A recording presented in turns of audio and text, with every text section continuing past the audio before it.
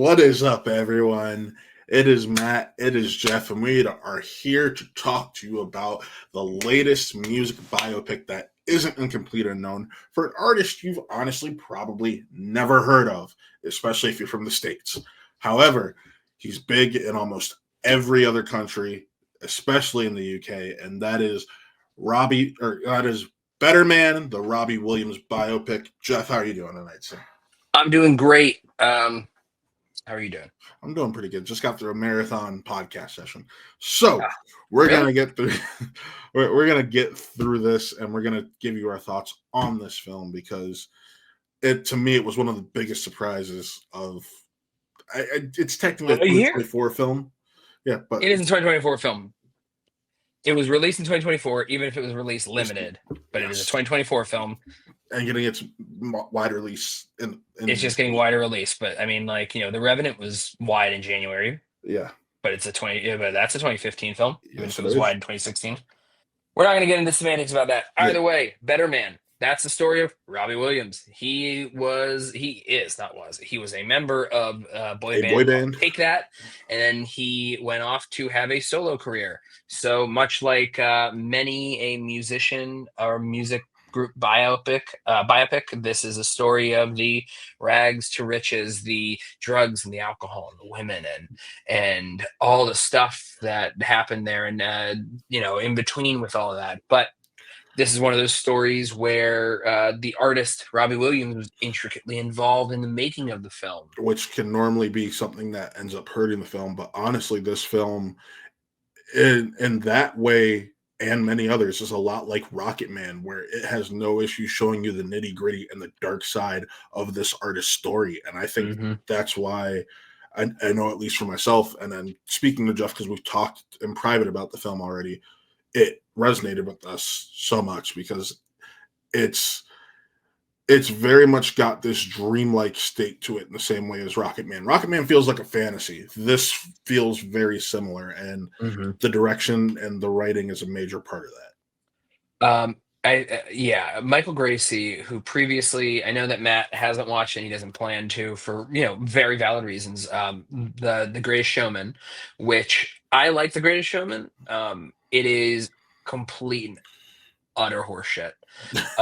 It is such like a trash narrative, but Michael Gracey, he made it fun. Like, on top of the cast help, but like Michael Gracey just has like this eye as a music director, and here, or as a film director for musicals, and here he takes a jukebox musical approach, just like Rocket Man, but he's able to infuse it with that same kind of wondrous production quality to it, where everything feels very immediate, but also very music video-esque. But also it's music video, but stage show, and so the movie's insane, man. Yes. The movie's just insane. It takes such a basic thing, a basic series of cliches, and then instills it with such energy, this verb, this imagination that makes it so it reminds you that just because something's a cliche doesn't mean that it's bad.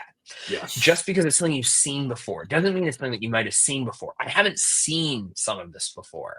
What it does here, the way that it attacks some of its themes through its set pieces, and of course, the big thing about this movie is Robbie Williams, played by, well, I mean, the person playing them, but is represented as a monkey man. Reason being, he said this, and the director said he got the idea from talking to Robbie about this. During his career, he felt like a dancing monkey. He felt like he was just a performing monkey. He grew up as Robert, and then when he became part of this band, he was told, "You're no longer Robert, you're Robbie." He took that as, all right, well, he's playing a character. And it turned out that for the majority of his career, he just had to continue to play this character because that's what people expected him to do.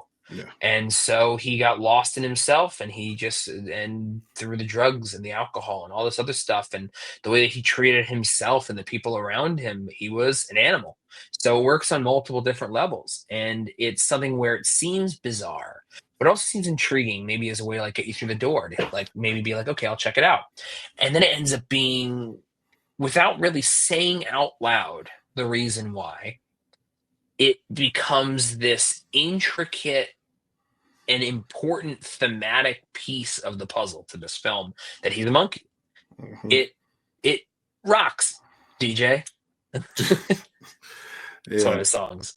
Yes. And it's I gotta say, I gotta give him props because he voiceovered, but they cast a young actor who you do get to actually see He his only face. narrated.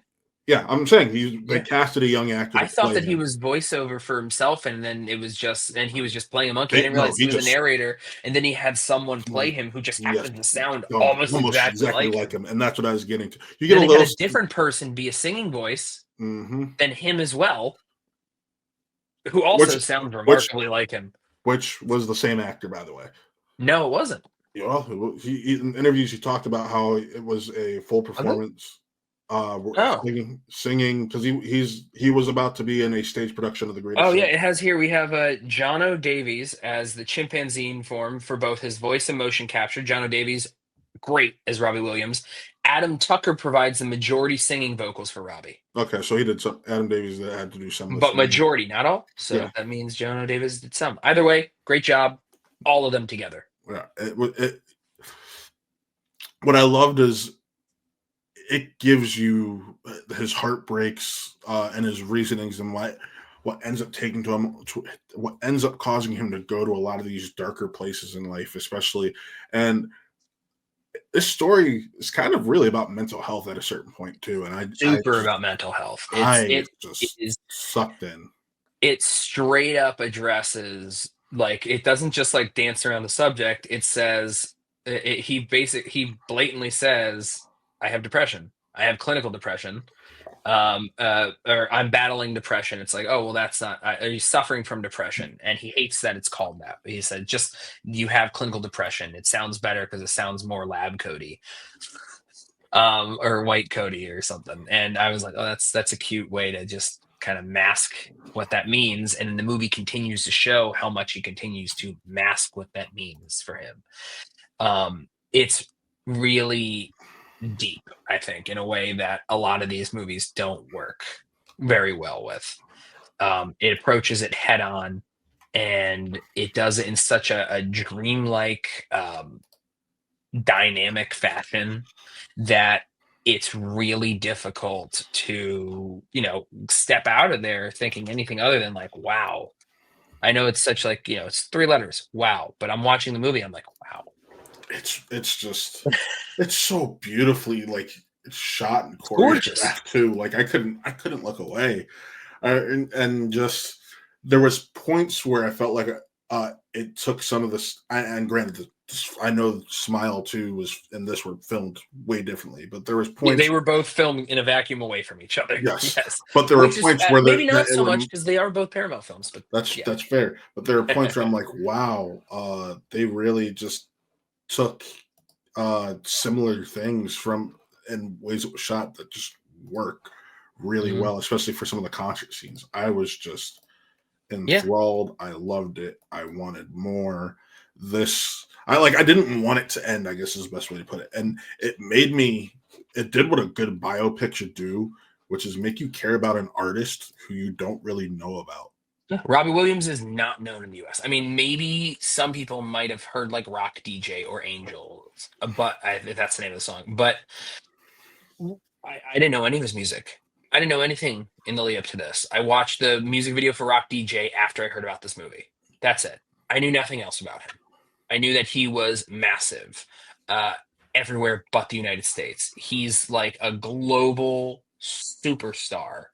And here in America, that means jack shit.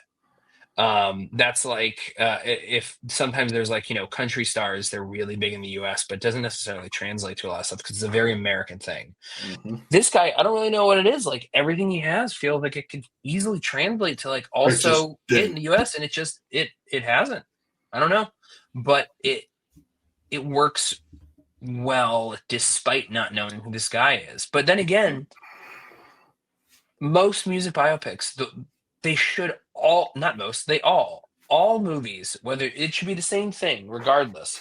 Because at the end of the day, any movie you're watching should be about people that you don't know. Even if it's a Yeah. celebrity you've heard of, you don't really know them. So Hmm. this is a guy trying to bare his soul in a way that's interesting and different in a way than what you've normally seen. And this movie is riddled with cliches. It's filled with things we've seen before, but not in the way that it's presented. Cliches are cliche for a reason because they work. Hmm. And these beats, we've seen them in other movies because they work when they're done well. And I don't care that a lot of the things that happen in this movie are things that I've seen before because I haven't seen, because what matters is how well they're done, how well they're portrayed. And they're just constructed with such precision and vision from everyone involved that it helps it stand out from the pack in just tremendously. Yeah. I loved it.